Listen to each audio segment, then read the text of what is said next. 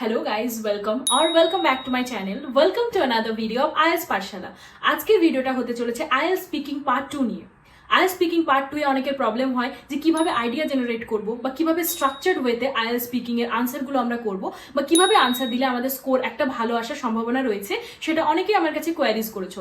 আশা করব আজকের ভিডিওটা দেখার পর তোমাদের পার্টিকুলারলি IELTS পার্ট 2 তে আইডিয়া জেনারেট করতে কোনো রকম প্রবলেম হবে না। So without further do let's start the video. So IELTS speaking part 2 এ যখন আমরা কোয়েশ্চেনটা পাবো, আমাদের প্রথম কাজ হচ্ছে কুইকলি একটা আউটলাইন বানিয়ে নেওয়া। আউটলাইনটা খানিকটা এরকম হবে, যেটা আমি সাইডে দেখিয়ে দিচ্ছি। প্রথমে আমাদেরকে টপিক রিলেটেড একটা সলিড ইন্ট্রোডাকশন দিতে হবে। So introduction will be our first criteria. যখন আমাদেরকে কথা বলতে দেওয়া হবে, প্রথম 10 থেকে 15 সেকেন্ড আমরা টপিক রিলেটেড সলিড একটা ইন্ট্রোডাকশন দেব।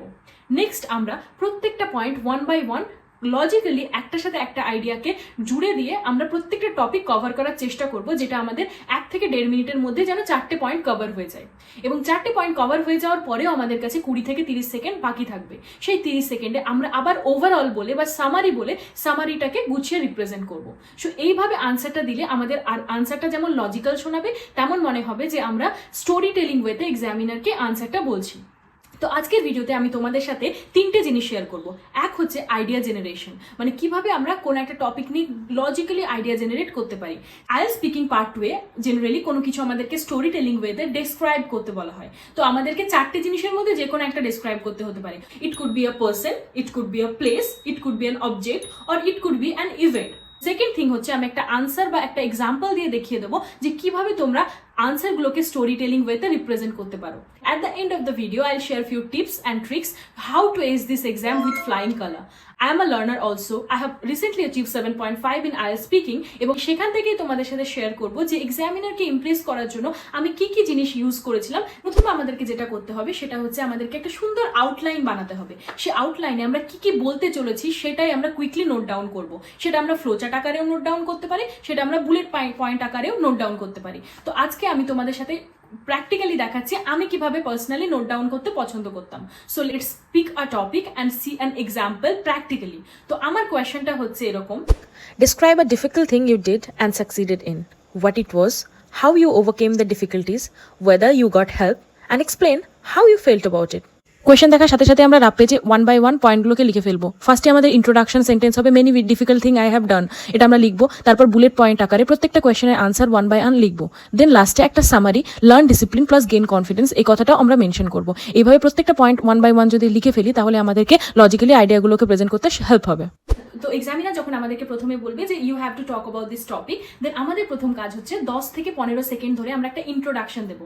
সেই ইন্ট্রোডাকশনটা হবে টপিক রিলেটেড, মানে টপিক রিলেটেড আমরা এমন একটা কথা বলবো যেটা আমাদের কনফিডেন্সটাকে ক্লিয়ারলি দেখিয়ে দেবে যে okay I am confident and I am willing to talk about this topic. So introduction should be like this. Let's see an example. Well, honestly speaking, I have done a lot of challenging things in my life, but one that tasted my mental strain and my discipline was my weight loss journey, which was truly very special in my life, and I'm super proud of it. Introduction সেশনে আমরা quickly introduce করবো যে আমরা কি বলতে চলেছি। তোমার confidence বোঝাতে যেমন হেল্প করবে, তেমন তোমার এসেটাকে আরো স্ট্রাকচার্ড বানাবে। Next, this particular incident occurred about 2 years ago when I started working as a community health officer. So I'm going to describe when it happened. Now we are moved to the next point. Although I loved the nature of the job, but it involved long hours of sitting at a desk. As a result, I started gaining weight. At the time, I vividly remember my weight was around 82 kgs, which was far beyond healthy range for my body. So এইভাবে আমরা first পয়েন্টটাকে cover করলাম যে what was the challenge. So let's move to the next point. Actually, losing weight has always been an uphill battle for me. I had a very little consistency and almost no motivation to stick to my routine. And finally, I decided to join a gym. That was the turning point of my life. Not only did I start working out regularly, but also followed a strict diet with full dedication. Fortunately, my gym trainer played a crucial role in this process.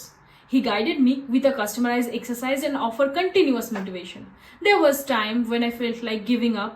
However, with constant motivation and his support reminded me of my goals. Initially, it was very challenging, and gradually I got the hang of it. If I hadn't received his support and stick to the plan, I probably wouldn't be able to achieve such a great transformation. In 3 weeks of consistent effort, I managed to lose about 15 kilograms. Honestly, I was literally over the moon. It wasn't just about looking better, it also about feeling more energetic, confident and proud. And that was the achievement I'm super proud of. To put it into a nutshell, this entire experience taught me the importance of persistence, perseverance, self-discipline and the importance of external support.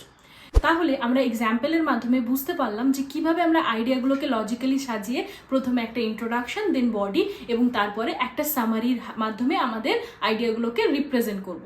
এবার আমরা জেনে নিই কিছু tips and tricks যেগুলো আমাদেরকে স্কোরটা boost করতে help করবে। তো প্রথম জিনিস তোমরা নিশ্চয়ই রিয়েলাইজ করেছো that I have done in my speaking, that was taking natural pauses, which is really important. মানে কোনো একটা টপিক নিয়ে তোমরা যদি কথা বলতে চাও তাহলে অবশ্যই ন্যাচারাল পজেস নেবে। Don't run like a train. Examiner is also a human being, তার মানে ওরও আইডিয়া প্রসেস করতে একটা টাইম লাগে। আমরা যদি তাড়াহুড়ো করে কোনো আইডিয়া বলে যাই তো এক্সামিনার আমাদের আইডিয়াটা প্রসেস করতে পারবে না ব্রেনে। So please please please don't forget to incorporate pauses in between sentences.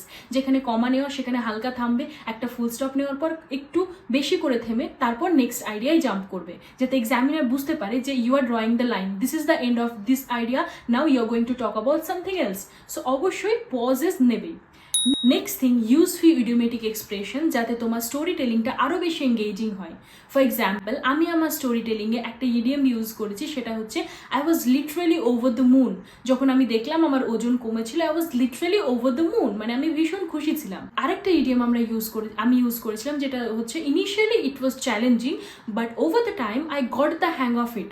Got the hang of it is a very useful idiom, যেটা তোমরা বলতে পারো প্রথম দিকে আমার করতে অভ্যস্ত না হলেও আস্তে আস্তে আমি এই জিনিসের প্রতি অভ্যস্ত বা হ্যাবিচুয়েটেড হয়ে যায় এবং এই জিনিসটা আমার আর কঠিন মনে হয় না। এই জিনিসটাও তোমরা ইউজ করতে পারো। নেক্সট থিং, আমি বলেছিলাম যে I made up my mind. I made up my mind is a very good phrase, যেটা তোমার আইডিয়াকে বা যেটা তোমাকে একটা ন্যাচারাল এবং ফ্লুয়েন্ট স্পিকার বানাবে।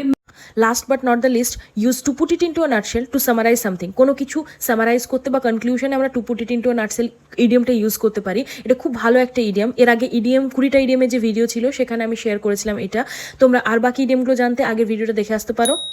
3 নম্বর পয়েন্ট হচ্ছে ইউজ গুড গ্রামাটিক্যাল স্ট্রাকচার্স। আনসারে কনসিয়াসলি একটা কন্ডিশনাল সেন্টেন্স ইউজ করেছি এবং একটা নট অনলি বাট অলসো দিয়ে সেন্টেন্স ফর্ম করেছি এবং একটা অলদো দিয়ে সেন্টেন্স ফর্ম করেছি। তো আমি চেষ্টা করব এই 3টে স্ট্রাকচার আমার এসেতে যেভাবেই হোক ইনকর্পোরেট করা। প্রথমে তোমরা প্র্যাকটিস করবে, আস্তে আস্তে দেখবে এই জিনিসটা তোমাদের সাথে ন্যাচারালি চলে আসবে, তোমাকে আর এক্সট্রা কোনো প্রেশার দিয়ে এগুলো ইউজ করতে হবে না। তো 3 টাইপ অফ সেন্টেন্স স্ট্রাকচার তোমরা ইউজ করতে পারো গ্রামাটিক্যাল ভ্যারাইটি দেখানোর জন্য। তো ইউজ অ্যাডভার্বস।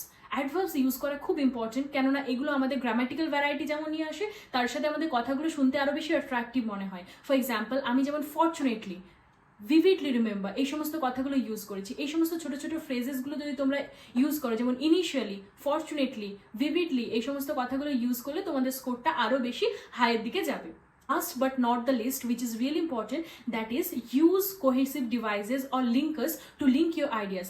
আমি দেখবে however, moreover এই সমস্ত ইউজ করে আইডিয়াগুলোকে লজিক্যালি একটার সাথে আরেকটাকে জুড়ে দিয়েছি যাতে আমার আইডিয়াগুলো ন্যাচারালি ফ্লো করে। So make sure you are using all those linkers. Okay, this is all about today. যদি কিছু ভালো লেগে থাকে please do like and share. আর যদি মনে হয় এই চ্যানেল থেকে কিছু ইনফরমেটিভ পেতে পারো, please subscribe to our channel and we will be happy to help you. তো আজকের ভিডিওটা এই পর্যন্তই। আশা করবো তোমাদের আজকের ভিডিওটা ভালো লেগেছে। যদি তোমাদের এই টপিক রিলেটেড বা যে কোনো টপিক নিয়ে কোনো কোয়ারিজ থাকে কমেন্ট বক্সে জানাও। আমি চেষ্টা করবো তোমাদের কোয়ারিজ নিয়ে প্রত্যেকটা টপিক নিয়ে একটা একটা করে ভিডিও নিয়ে আসার। ডিটেলসে এই সমস্ত টপিক নিয়ে তোমরা জানতে চাও, then definitely join to our Telegram channel. এখানে আমাদের ফ্রি ক্লাসের লিঙ্ক দেওয়া হয় এবং সেখানে আরও আইএলটিএস ক্যান্ডিডেট আছে, তোমরা নিজেরা গ্রুপ স্টাডি সেশন করতে পারো, স্পিকিং প্র্যাকটিস করতে পারো এবং লিঙ্ক ডেসক্রিপশনে দিয়ে দেওয়া হলো। All the best for your preparation. Bye bye.